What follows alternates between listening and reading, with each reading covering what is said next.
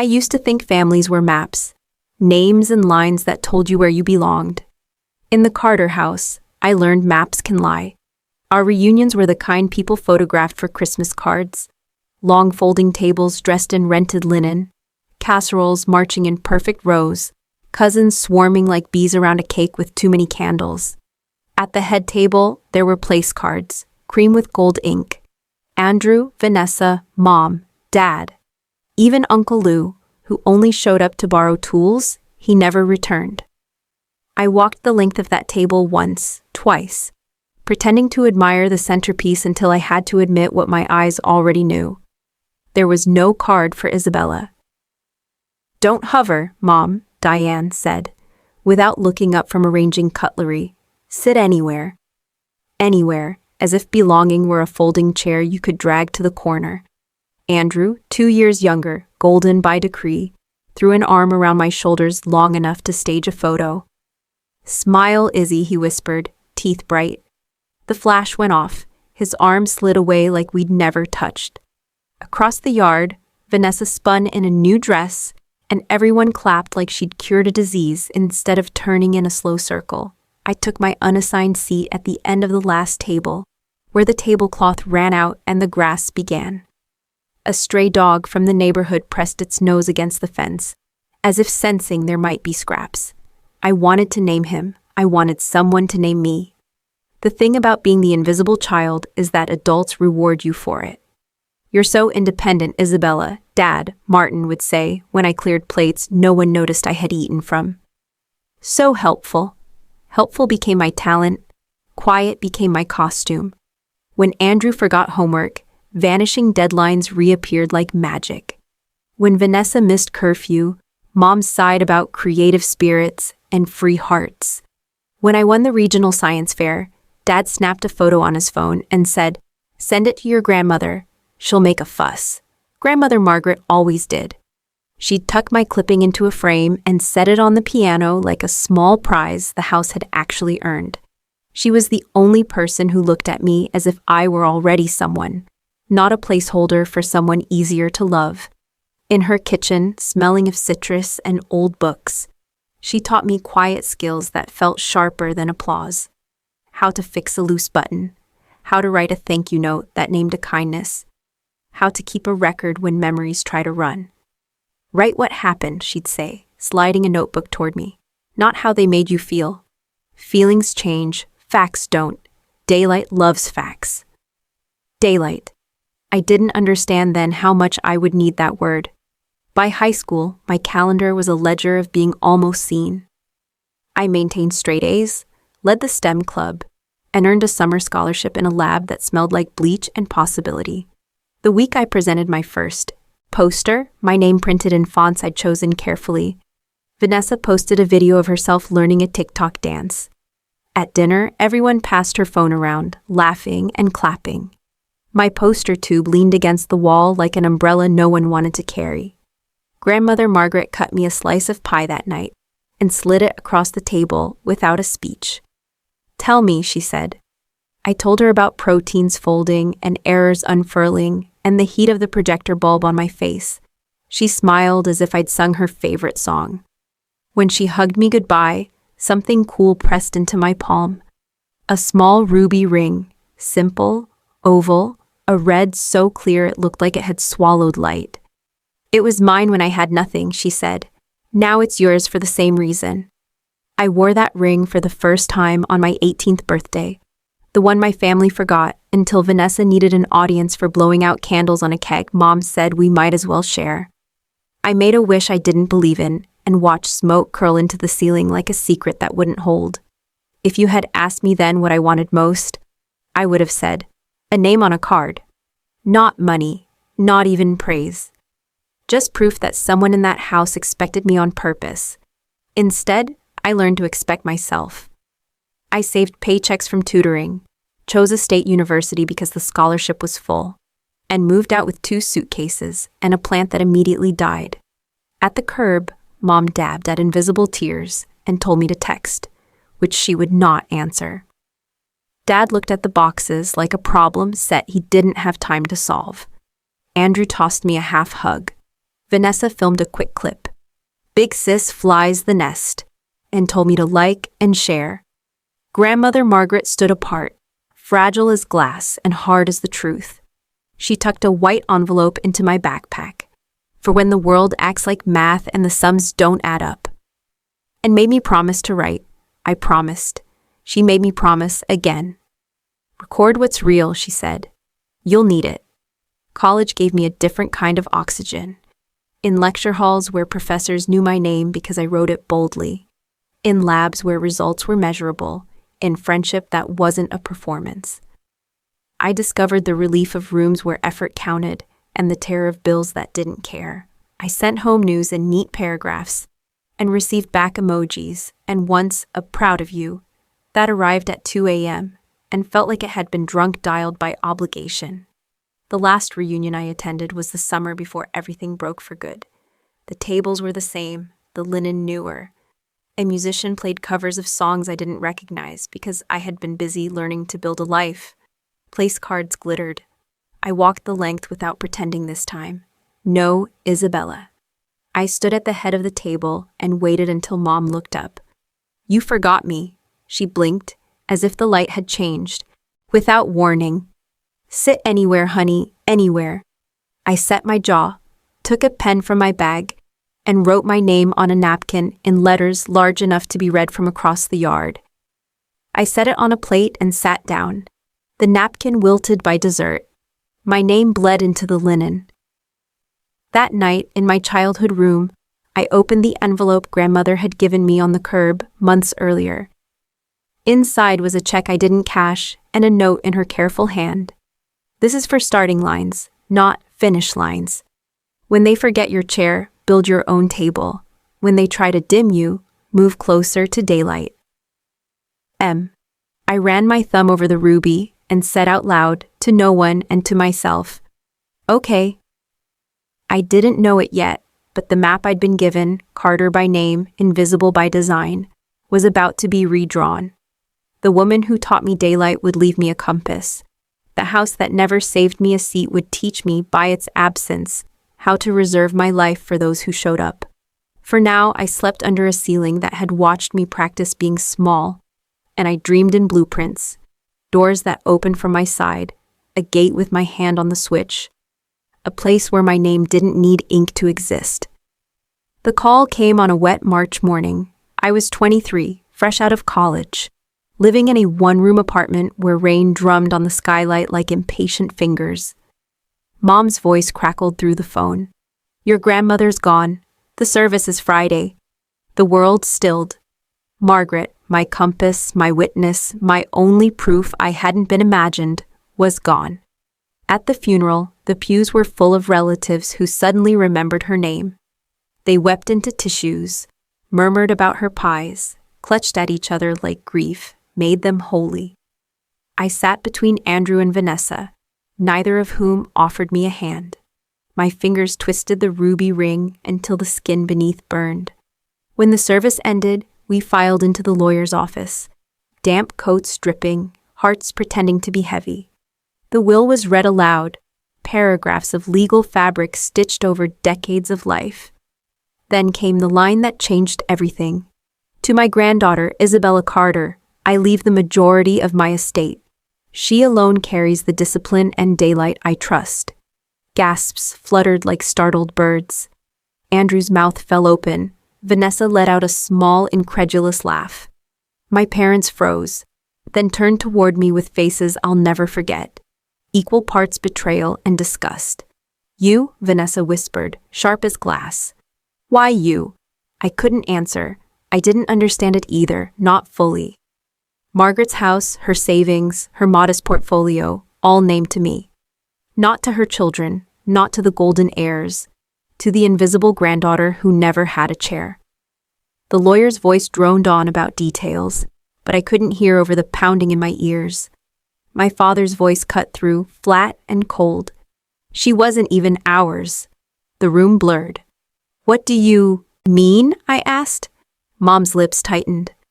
You were adopted, Isabella. Margaret insisted we take you in when you were an infant. You were a project she forced on us. The words fell like stones. Adopted. Forced. Not ours.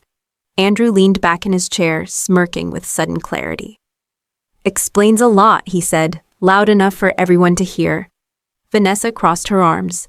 So Grandma plays favorites with the charity case. Figures. The lawyer cleared his throat, uncomfortable. The will is legally binding. Mrs. Carter's wishes are clear. But nothing was clear to me.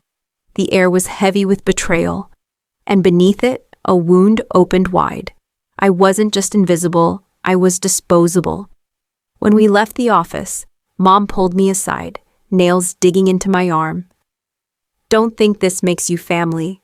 Margaret may have left you her things, but she didn't change blood. Remember that. Her eyes were fierce, her voice low enough no one else heard. Then she turned and looped her arm through Vanessa's, leaving me standing alone in the rain. That night, in Margaret's empty house, I walked the halls she'd filled with warmth. Every framed photograph of me smiled back like proof I hadn't imagined her love. On the piano sat my science fair clipping, still polished in glass. Beside it, the notebook she'd given me, half filled with her notes and mine. On the first blank page, I wrote through tears. They said I wasn't theirs. Maybe not. But I was hers, and that's enough. I closed the book and slipped the ruby ring back on. The wound was raw, the will a weapon in the wrong hands, but it was also a gift. A map Margaret had drawn in daylight, one I was finally ready to follow. It was the night I swore that being excluded would no longer break me. It would build me. The day I left the Carter house for the last time, the air smelled of lemon polish and resentment. Boxes stood by the front door, Margaret's keepsakes, the few things of hers I had claimed. Her notebook, her fountain pen, the ruby ring, a set of books annotated in her looping script. Martin and Diane stood in the hallway, arms crossed, faces carved in stone. Andrew leaned against the banister, smirking like a cat that had just claimed the cream.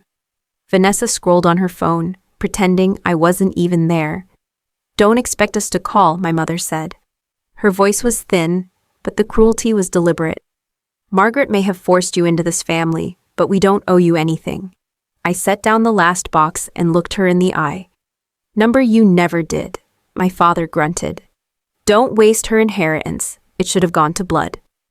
"Funny," I said, my voice steady for the first time in years.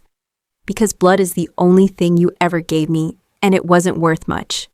I walked out the door, Margaret's ring cutting cool against my skin, and didn't look back. San Francisco welcomed me not with open arms, but with bills. And noise. My grandmother's savings weren't vast, but they covered tuition for my master's degree, and the rent for a one-room studio that smelled perpetually of someone else's cooking. Days, I worked, waiting tables, tutoring high school students, stacking shelves in a bookstore. Nights, I coded until my eyes blurred, surviving on caffeine and determination. The city was a grindstone, and I was willing to be sharpened. But solitude pressed in.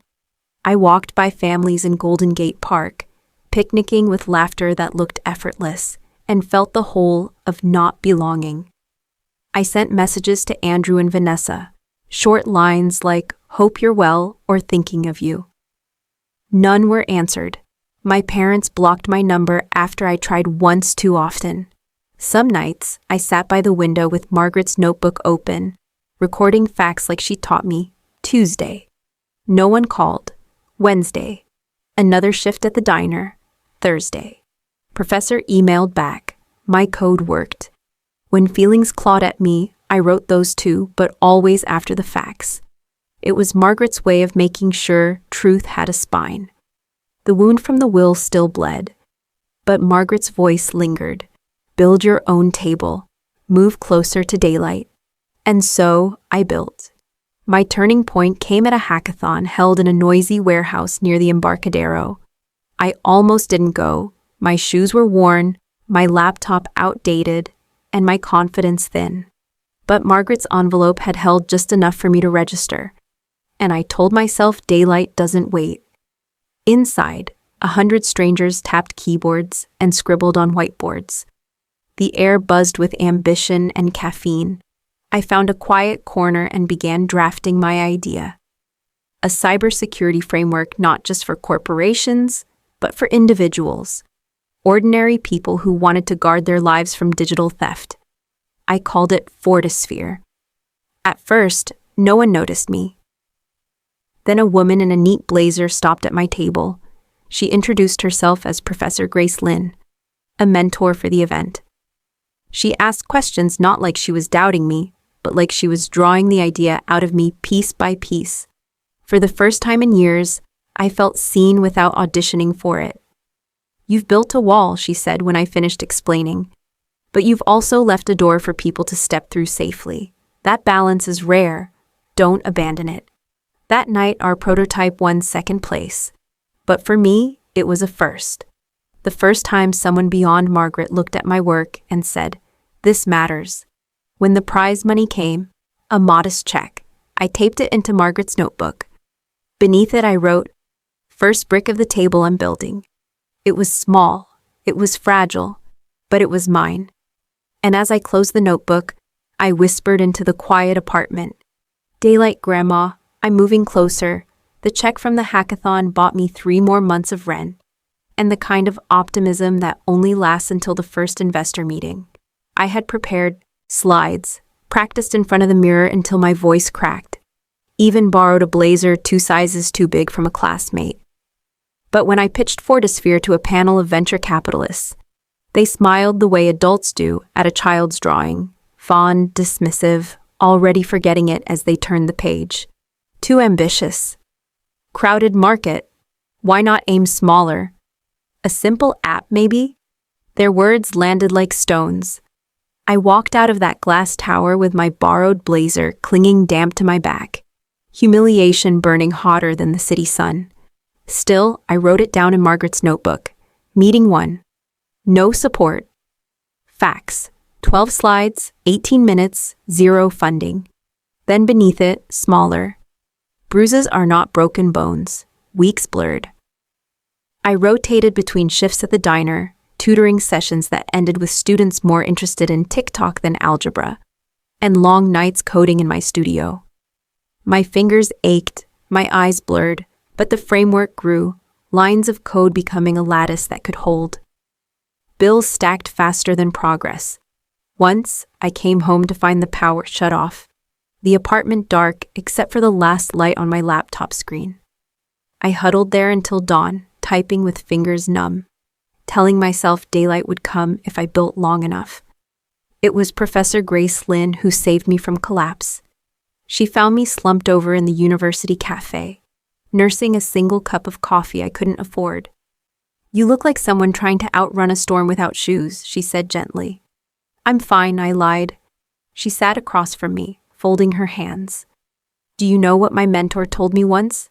The idea is important, yes, but so is the hand that carries it. You need allies, Isabella, not an audience. Allies." Her words burrowed deep. Allies, not applause. That summer, at a networking event I almost skipped, Grace introduced me to Jonathan Pierce, a lean man with the kind of calm presence that made noise quiet itself around him. He listened as I stumbled through my pitch, eyes sharp, but not cruel. "Cybersecurity for everyday people," he repeated, rubbing his chin. "Not just Fortune 500 companies, for families, students, the overlooked." I nodded, heart thundering. "The invisible," I whispered, before I could stop myself. His gaze softened. "That's personal." "Yes," I admitted, "because I know what it's like to be erased. I don't want others to feel that helpless." He didn't smile. He didn't dismiss. He simply said, "Show me." For the next hour, I walked him through prototypes, flaws, and the vision beyond them. At the end, he closed his notebook and said, "You're not polished, but you're persistent. I can work with persistent." 2 weeks later, Jonathan cut the first check that kept Fortisphere alive. Not much, but enough. Enough to turn lights back on, to buy proper equipment, to rent a co-working space instead of coding in the dark. That night, I taped the check stub into Margaret's notebook. Beneath it, I wrote, "First brick, second brick. The table is taking shape." For the first time, I believed it might stand. The first year of Fortisphere was less about glory and more about survival. Jonathan's seed check bought servers, a legal license, and exactly one part-time assistant. The rest was me, coding until dawn, chasing bugs like shadows in an alley, and pitching to anyone with ears. For every person who listened, 5 turned away. "Too niche," they said. "Consumers don't pay for protection." Competitors cropped up with shinier branding, their apps pretty shells that promised security but offered little. Once I discovered my own lines of code, mirrored, stolen from a demo I had foolishly shared too freely. It burned. But Margaret's voice steadied me from the page of her notebook. Daylight loves facts. Record them, don't bury them. So I recorded every theft, every rejection. Not as wounds, but as evidence. The turning point came one winter afternoon, when a university in Oakland called. Their network had been breached, student data siphoned away. "We heard about your framework," the IT director said, desperation breaking through his formal tone. "Can you help?" I worked 72 hours straight, fueled by cold pizza and adrenaline. When the attack was contained, the director shook my hand like I had handed him back a heartbeat. "You're not just selling software," he said. "You're restoring trust." Word spread. A local paper ran the headline, "Invisible Shield Built by Unknown Founders Saves Student Data." For the first time, my name, Isabella Carter, appeared in print not as a footnote, but as the headline. I clipped the article, taped it into the record of Daylight, and wrote beneath it, "They erased me from family photos." The city just printed my name in black and white. Recognition came with new storms. Competitors tried to discredit me online, whispering that I was unqualified, that my adoption made me unstable, that a woman couldn't lead a security company. Anonymous posts dug into my past, framing my family's rejection as proof of untrustworthiness. For a night, I sat frozen in my apartment, laptop screen glowing with slander. Old voices crept in, Mom calling me not really ours, Andrew smirking about the charity case. I wanted to crawl back into silence, but then Ethan's face. "No, not yet, not him. Not in this chapter." Back then it was Grace's words, sharp as flint. "You need allies, not an audience." I called Jonathan. "They're trying to kill us before we grow," I said. He chuckled. "Then grow louder." We did. Jonathan arranged interviews. Grace connected me with panels. I stepped onto stages trembling but unbroken, telling the truth about why Fortisphere mattered. Because security isn't just for the powerful. It's for the forgotten, the overlooked, the invisible. Each time I spoke those words, it felt less like marketing and more like testimony. By the end of that year, Fortisphere had contracts with 3 universities, 2 hospitals, and a non-profit network of shelters. Revenue trickled, then streamed. Recognition followed. Tech blogs ran headlines. Venture capitalists who once dismissed me now requested meetings. I never forgot their earlier smirks. I kept notes. Facts, not feelings. Names, not grudges. Because Margaret had taught me, truth doesn't rot when you keep it in daylight. That winter, I stood in my tiny office, looking at the glowing servers humming in a corner. The air smelled of ozone and possibility. For the first time, I didn't feel like an imposter renting space in a world that didn't want me. I felt like a founder. Success didn't arrive like a trumpet blast. It crept in like tidewater, slow and steady, until I looked around and realized I was standing on new ground. Fortisphere signed its first corporate contract 2 years after the Oakland rescue. Then came another and another. Universities called us guardians of knowledge. Nonprofits called us the quiet shield. Each deal built momentum. Each press clipping lifted our name higher. By year 5, venture capital poured in from the same people who had once told me my dream was too ambitious. They came with their polished smiles and crafted compliments. I listened, but I never forgot the napkin at the reunion where my name wasn't written. I kept my boundaries in black ink. The office grew from a cramped co-working desk to an entire floor in a downtown high-rise. I hired engineers, designers, analysts. They called me boss, but I told them to call me Isabella. Titles didn't matter. Presence did. We built not just software, but a culture. Transparent, documented, daylight only. Every mistake logged. Every victory recorded. Jonathan smiled one day across the boardroom table and said, "You're not invisible anymore." But part of me thought, I never was. They just refused to look. The mansion came later. I hadn't wanted one at first. I thought wealth meant excess, and excess looked too much like my family's arrogance. But when I visited the estate on the cliffs above Half Moon Bay, something shifted. The house was stone and glass, standing alone against the ocean's roar. Waves crashed below like an anthem, wild and unapologetic. From the balcony, the horizon stretched wide, unbroken. It wasn't vanity, it was a statement, a fortress of presence, carved from years of exclusion. "This is yours," Jonathan said quietly when I hesitated. So I bought it. The first night I walked barefoot across marble floors, Margaret's ruby ring glinting in the moonlight through high windows. The rooms echoed, too large for one person, but I felt her there. "Build your own table," she had written. I had built not just a table, but a hall large enough to host an army of people who had once been erased. I filled the house not with chandeliers and champagne, but with people who showed up, colleagues who believed in the mission, friends like Hannah, who had never let silence become absence, Professor Grace, who attended every launch as if she were family. Together we sat at my long dining table, hand-carved oak, no assigned seats, and raised glasses to survival, to daylight, to each other. I looked around that table and thought, this is family. The news called me a billionaire by year 8. Tech magazines published glossy profiles with headlines like, "From Invisible Daughter to Silicon Valley Titan." Reporters wanted drama.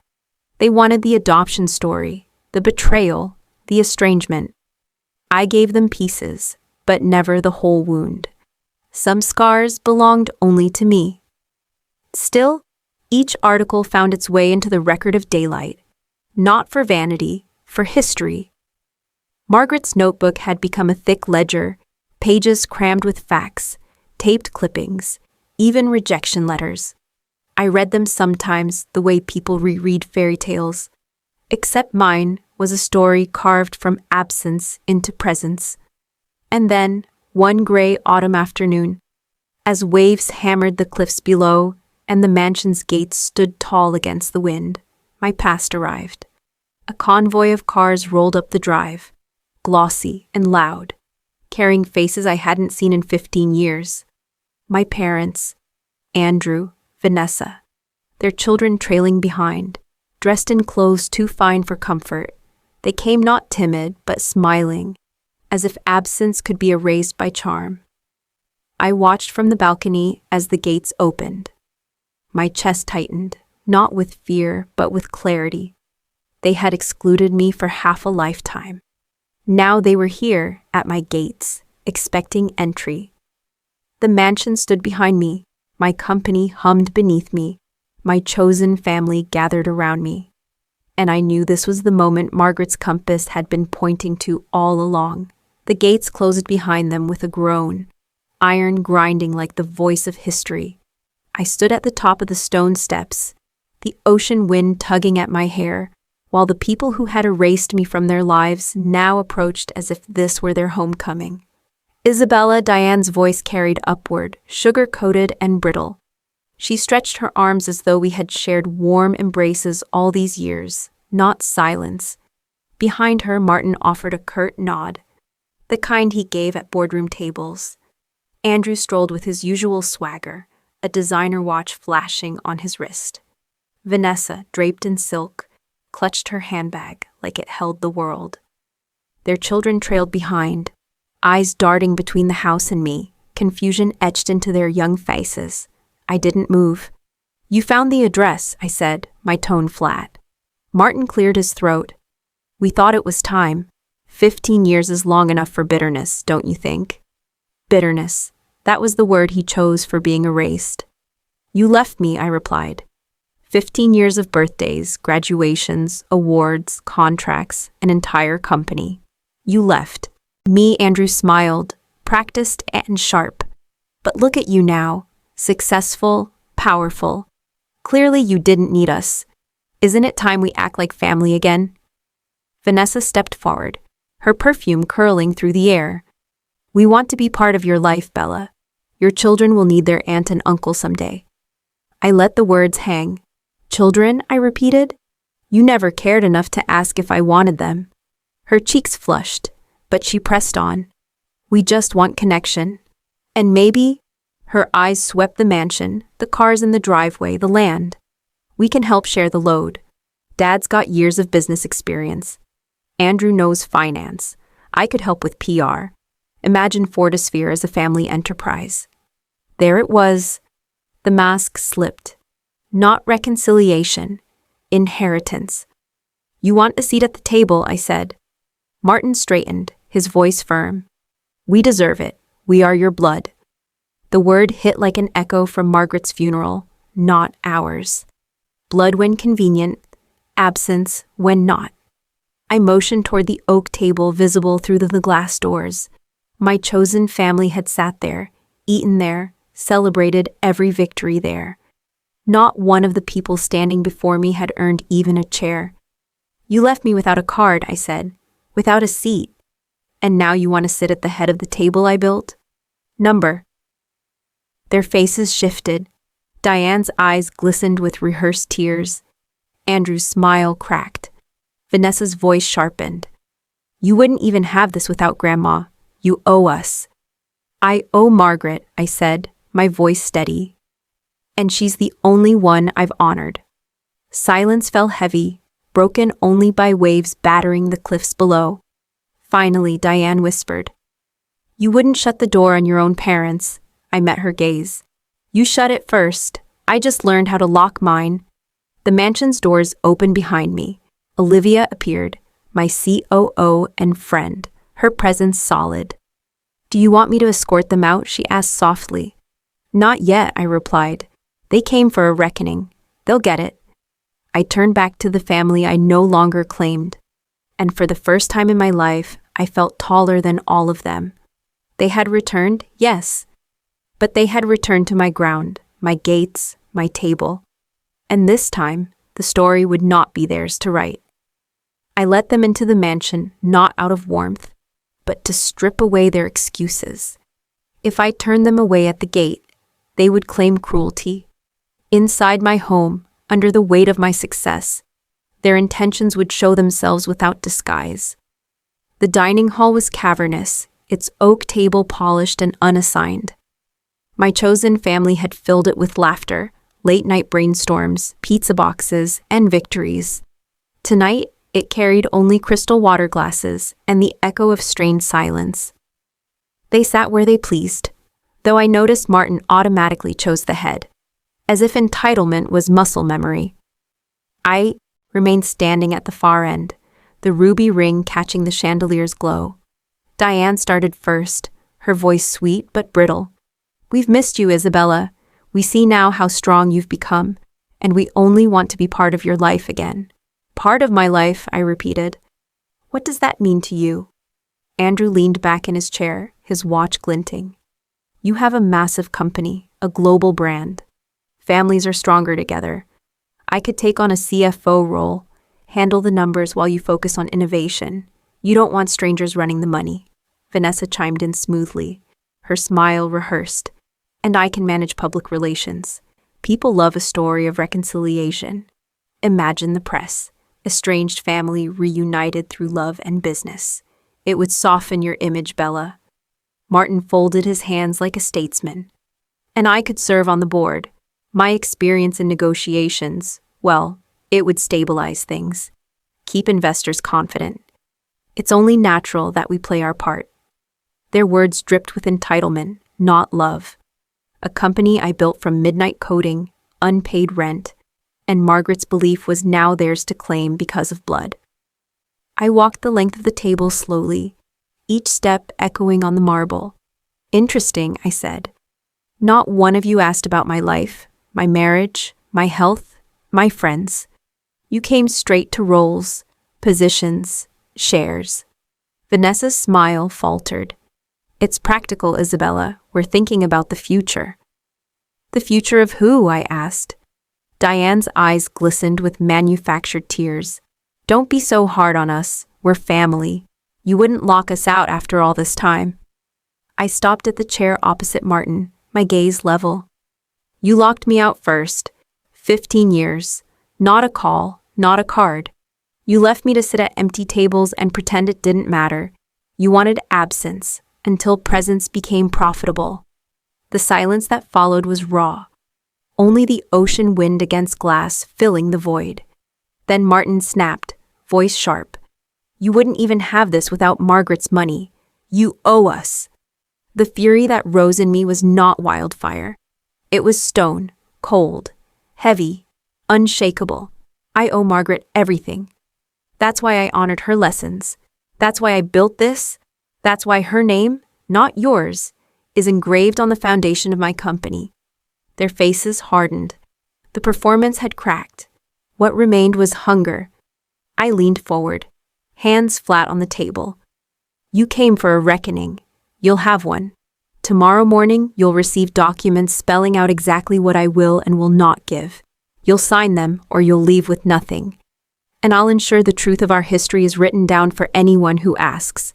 Vanessa's eyes narrowed. "And if we refuse?" I slid Margaret's notebook across the table. Its spine was thick with years of entries, receipts, clippings, evidence. Then daylight answers for me. For the first time that evening, none of them spoke. Their silence was louder than any plea. I closed the book with finality and said, "This table belongs to those who show up. You showed up 15 years too late." Morning light poured through the tall windows, gilding the stone floors as if the house itself demanded clarity. I had slept little, not from fear, but from focus. The printer in my study hummed through the night, spitting out contracts that distilled 15 years of silence into ink and clauses. When Martin, Diane, Andrew, and Vanessa filed into the study, their faces were stiff, rehearsed. They expected negotiations, a bargaining table. What they found instead was daylight written down. I handed each of them a folder. "These are the terms," I said. Andrew flipped pages, his jaw tightening. "No equity? No board position?" "No," I said flatly. "Fortisphere was built without you, and it will continue without you." Vanessa scanned hers with rising fury. "This is insulting. You give us nothing. Just a gag order?" "Not a gag order," I corrected. "A truth clause. You will publicly acknowledge that for 15 years, you excluded me, that you ignored me, that you abandoned me, and you will never again use my name for leverage in the press. If you violate it, I take legal action for defamation." Diane's voice trembled. "You can't cut out your own blood like this." I looked at her evenly. "Blood cut me out first." Martin slammed his folder shut. "This is punishment." "This is consequence," I replied. "You taught me punishment when you left me no chair at the table. Margaret taught me consequence, the math of truth." They bristled, but I continued before the air could fracture further. "There is one exception. The Carter Children's Trust. Every niece and nephew has a fund established in their name. It bypasses you entirely. Tuition, housing, mentorship. They will not inherit your neglect. They will inherit opportunity." The room shifted. Andrew's face paled. Vanessa's eyes flickered with something she tried to mask as disdain, but for a breath, I saw fear. Fear that her children would know daylight without her permission. "Why would you do that?" she whispered. "Because I was a child once," I said. "And no child deserves to grow up measuring their worth against absence." I slid Margaret's notebook across the desk once more. "Every fact is here. Every absence, every slight, every receipt. If you want the world to know the story, let them read the record. If you want peace, sign the documents. They hesitated, anger and pride warring with greed. One by one, they signed. Andrew's scrawl was jagged, Vanessa's heavy with pressure, Martin's tight, Diane's shaky. None of them looked at me as they handed the pages back. I gathered the contracts, clipped them neatly, and said, "You came to my house, asking for a seat at the table. You leave today with nothing but daylight and your own names on paper. That is more than I ever got from you." For the first time, none of them had a retort. When they left, the mansion felt lighter. The ocean outside roared approval, waves crashing like applause. That night, I added the signed contracts to the record of daylight. Beneath them, I wrote, "They called it punishment. It is memory. They called it family.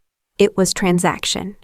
Today, I closed the ledger. The day after they left, the mansion was silent but not empty. I walked through the hallways barefoot, hearing only the ocean's steady roar through the open windows. The air felt lighter, as though the house itself had expelled a weight it had carried since the gates first opened. On the dining table lay the signed contracts, clipped neatly together. Their signatures stared back at me like confessions. I slid the folder into the record of daylight, the spine now swollen with years of facts, clippings, and truths that had carried me here. For the first time, I felt ready to close it. But closing did not mean ending. A week later, surrounded by colleagues and friends, I announced the launch of the Margaret Hale Foundation, a scholarship and mentorship program for children who had grown up overlooked, invisible, excluded. "Family is who shows up," I told the reporters. "Margaret showed up for me. Now I will show up for others." The press spun headlines, from Forgotten Daughter to Guardian of Thousands. The world wanted a neat narrative of revenge. What I gave them instead was legacy. That evening, Olivia, Hannah, and Professor Grace joined me at the mansion for dinner. We ate around the oak table, no assigned seats, no rehearsed smiles, just presence. Olivia raised her glass. "To chosen families," she said. "To daylight," Hannah added. "To Margaret," Grace whispered, her eyes kind. I looked at them, my family, unbound by blood but sealed by presence, and felt the ache of old wounds settle into scars, the kind you carry not to remember pain, but to measure how far you've walked. Later, alone in my study, I opened the record of daylight one last time. On the final page, I wrote slowly, carefully, as though the ink itself mattered. They excluded me for 15 years. When they returned, I gave them consequence, not revenge. I built the table they denied me. I filled the chairs with those who stayed. And I carried daylight into every room they once left dark. I set down my pen, closed the book, and placed it on the highest shelf. Not hidden, not buried. Finished. From the balcony, I watched the horizon fade into night, the ocean glowing silver under the moon. Behind me, laughter echoed from the dining hall, my family, my legacy, my truth. And as the waves thundered against the cliffs, I whispered the words Margaret had once pressed into my hands with a ruby ring. Daylight loves facts. This was mine. The record was closed.